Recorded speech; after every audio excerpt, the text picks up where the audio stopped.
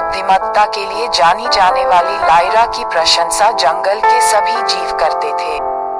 एक दिन जब वह जंगल में घूम रही थी तो उसे एक पेड़ की शाखा पर बैठा एक राजसी पीला कौवा दिखाई दिया। पीला कौवा अपनी अतृप्त भूख के लिए जाना जाता था, हमेशा जितना वह खा सकता था उससे ज्यादा खाने की इच्छा रखता था। लायरा ने कौवे को मात देने का एक अवसर देखा और एक योजना के साथ उसके पास जाने का फैसला किया। प्यारे कौवे, मैंने तुम्हारी महान भूख के बारे में सुना है और मेरे पास तुम्हारे लिए एक विशेष उपहार है, लायरा ने एक धूर्त मुस्कान के साथ कहा।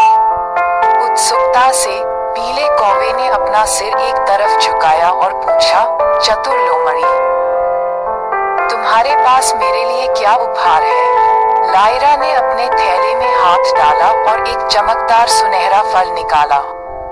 इस सुनहरे फल को पूरे माइथोरिया में सबसे स्वादिष्ट और संतोषजनक फल कहा जाता है।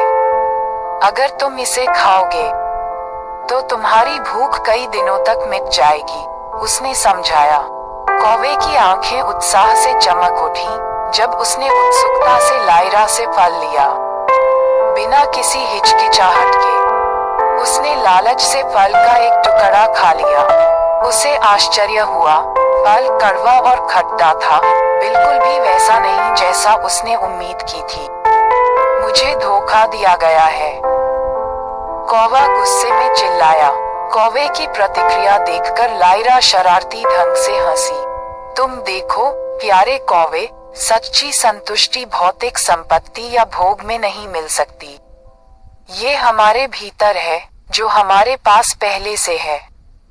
उससे संतुष्टि पाने में पीले कौवे ने लायरा के शब्दों में सच्चाई को महसूस करते हुए शर्म से अपना सिर झुका लिया।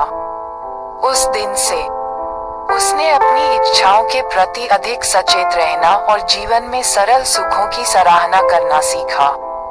और इस तरह चतुर लोमड़ी और पीले कौवे की कहानी माइथोरिया में एक किंवदंती बन गई, जो इसे सुनने वाले सभी लोगों को ज्ञान और विनम्रता की शक्ति की याद दिलाती है। लायरा ने कौवे को कैसे चकमा दिया, इसका रहस्य केवल उसे ही पता था, जिससे उसे इस भूमि में सबसे चालाक प्राणी के रूप में प्रतिष्ठा मिली।